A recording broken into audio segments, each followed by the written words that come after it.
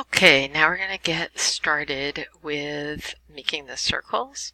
As you can see on this video, I'm on about minute 7:20, 7:30, and we're going to start making our circles.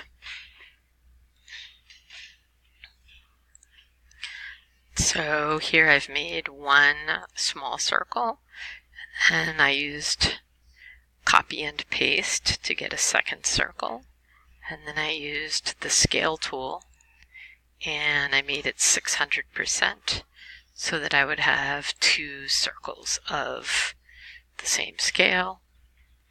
And then I used my align tool to make sure that they were perfectly centered.